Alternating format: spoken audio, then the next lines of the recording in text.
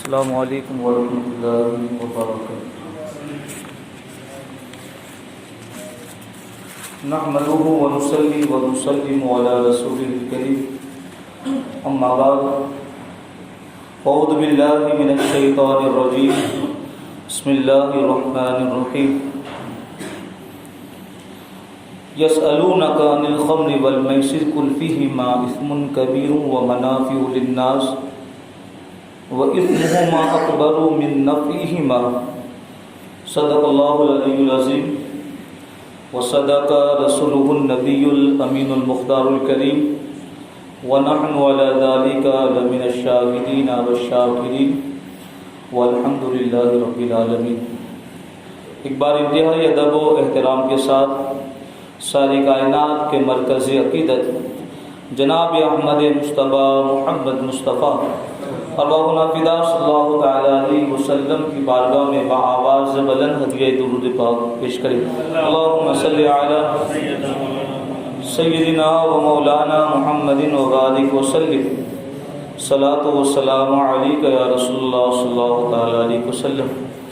جو آیہ کریمہ میں نے تلاوت کی اس کا واضح معنی اور مفہوم یہ ہے کہ محبوب لوگ آپ سے شراب اور جوئے کے بارے میں پوچھتے ہیں، آپ ارشاد فرما دیں ان دونوں میں اثم کبیر بڑا گناہ ہے، و منافع للناس اور کچھ فائدہ بھی ہے، و اثمہما اکبر من نفعہما لیکن ان دونوں کا گناہ ان کے نفع سے بڑھ کر۔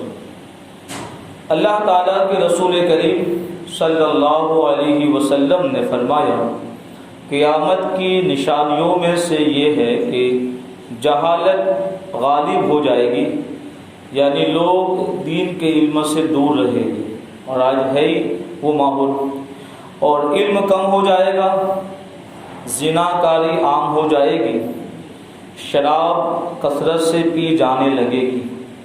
آج پاؤڈر کی شکل میں اور درخت کی شکل میں اور بھی بہت سی نشے کی چیزیں میری قوم کی نوجوان اور نوجوان تو نوجوان قوم کے بوڑھوں نے بھی استعمال کرنا شروع کر دیا ہے۔ اللہ اپنے حفظ و امان میں رکھے۔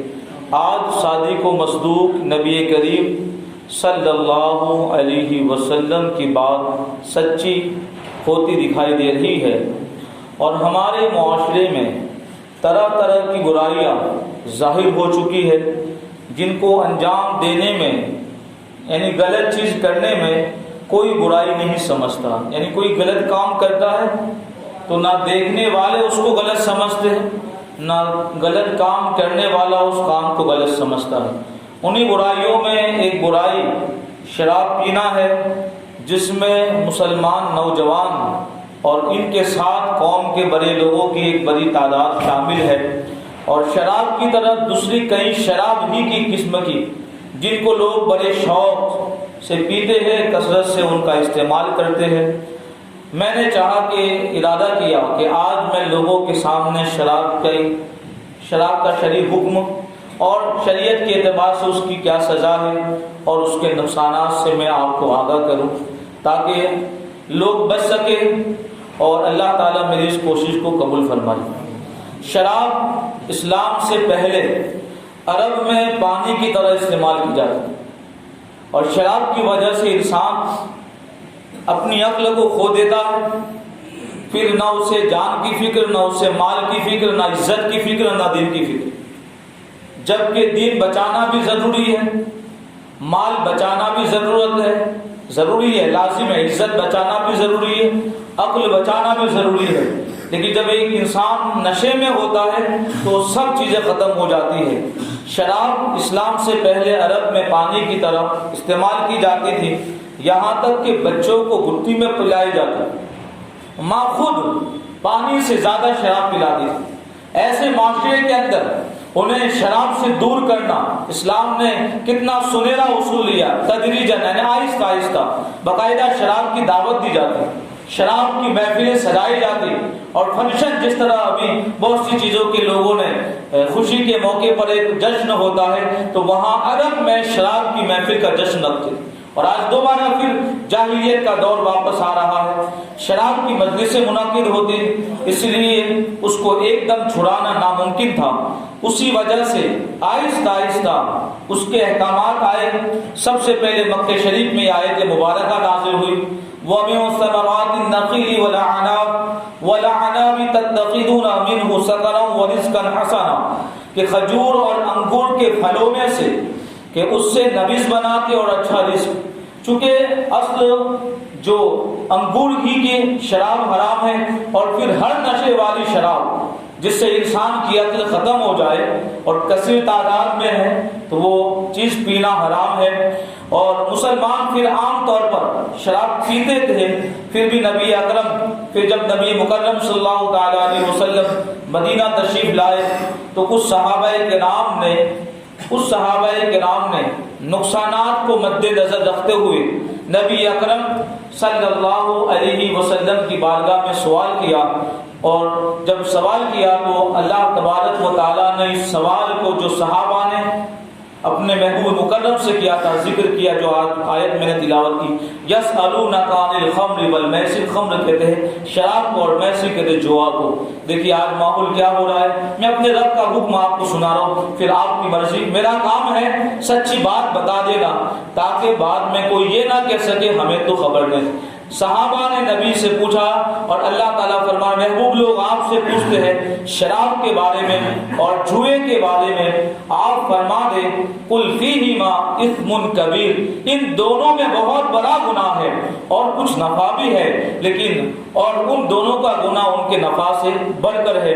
اس آیت مقدسہ میں شراب کے نقصانات سے لوگوں کو باخبر کیا گیا۔ کچھ لوگوں نے اس آیت مقدسہ کے نزول کے بعد شراب کو چھوڑ دیا، لیکن پھر بھی کچھ لوگ پیتے رہے، اس لیے کہ اس وقت مکمل طور پر حرام قرار نہیں دیا گیا تھا۔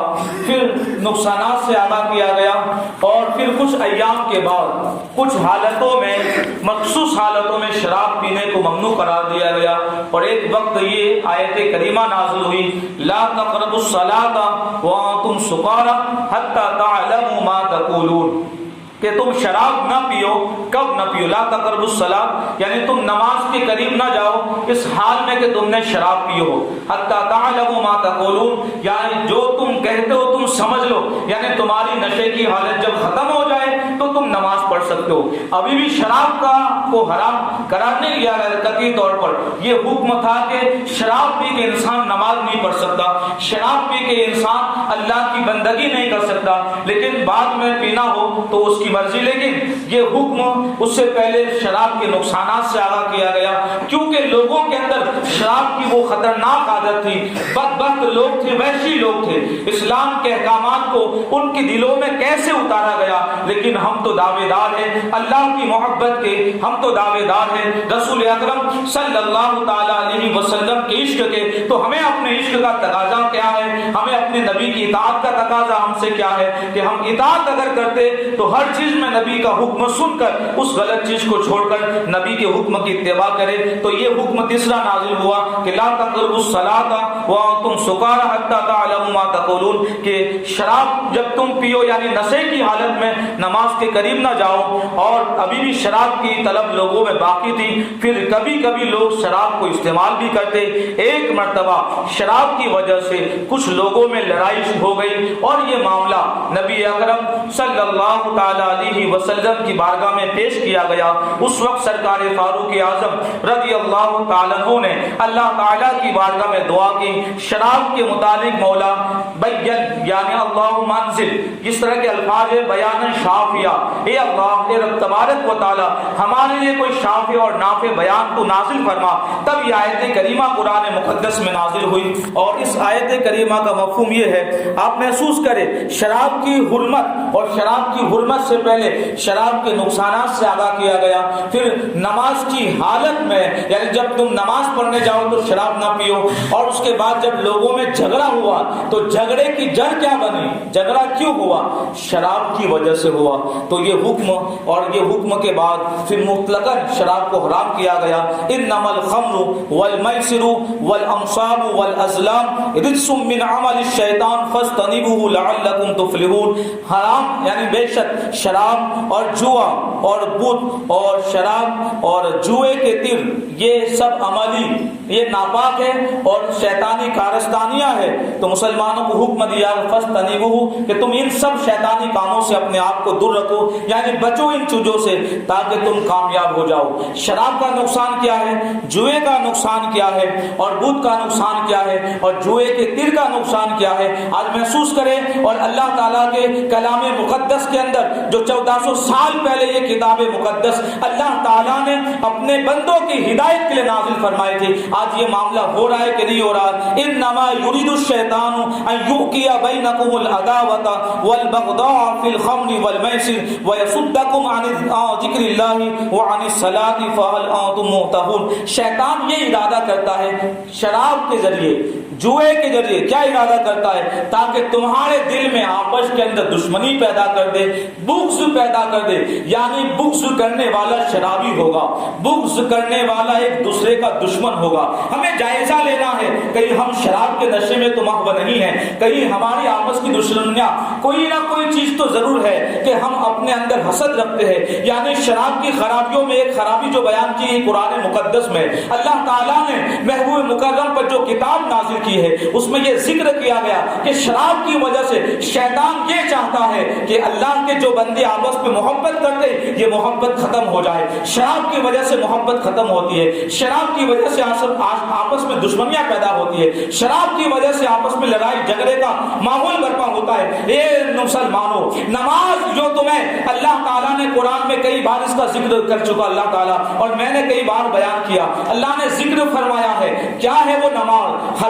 ہمیشہ انسان یہ خیال کرے انسان جب نماز پڑھے گا اس کا منہ بھی صاف ہوگا, اس کا بدن بھی صاف ہوگا, اس کا ظاہر بھی صاف ہوگا, اس کا باطن بھی صاف ہوگا.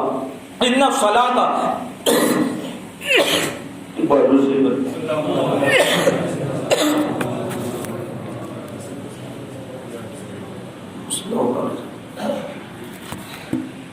روایتوں میں آتا ہے جب شراب کو حرام کیا گیا مدینے میں اعلان کیا گیا تو لوگ فوری طور پر جلدی کتنی ماشاء اللہ ہے کام شرع سن کر اللہ میری قوم کے جوانوں کو توفیق عطا کرنا. ہر گلی میں ہر ہوٹل میں چائے کی ہوٹلوں میں چائے کا نام لے کے سگریٹ کے اندر نشے کی چیزیں دلائی, اور وہ کون کر رہا ہے؟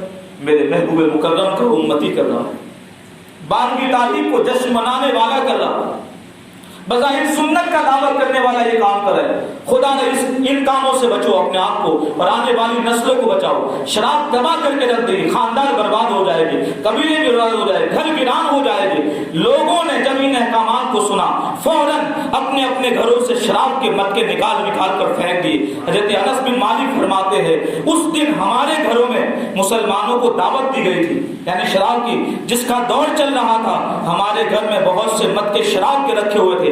اچانک ایک ندا دینے والے نے, ایک آواز دینے والے کی آواز کان میں آئی. میرے والد نے کہا سنو, سن کر تو آؤ. میں واپس آ کر بتایا, سنتے ہی اہل مجلس کی ایسی حالت ہو گئی جس کے ہاتھ میں گلاس تھا اس نے وہی اس گلاس کو پھینک دیا. جس مٹکے میں شراب تھی اس شراب کے مٹکے کو پھینک دیا گیا. یعنی جس کے پاس جو کچھ تھا انہوں نے نبی کا حکم کیا سنا, مست ہو گئے. نشے کی کیفیت میں انہیں اللہ کی شریعت کا حکم یاد آیا.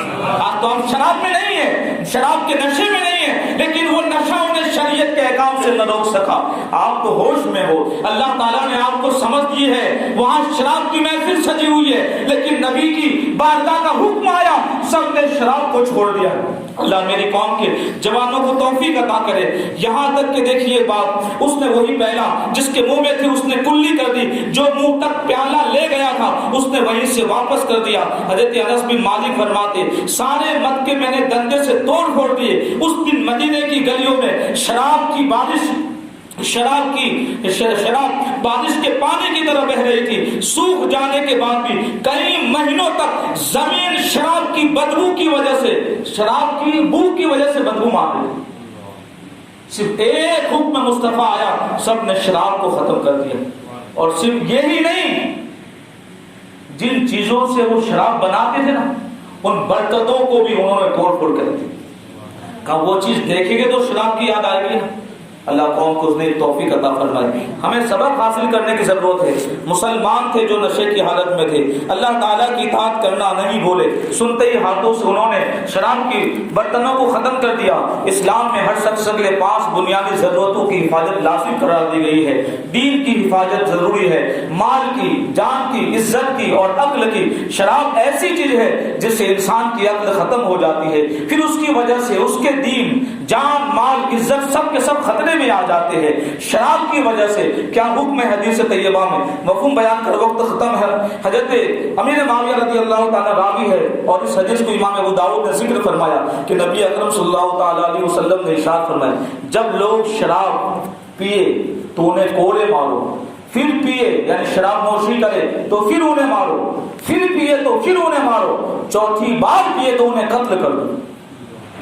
یہ شریعت کا حکم ہے نشے کرنے والوں کے لیے. یہ نبی اکرم کا حکم ہے, اسلامی حکومت نہیں ہے.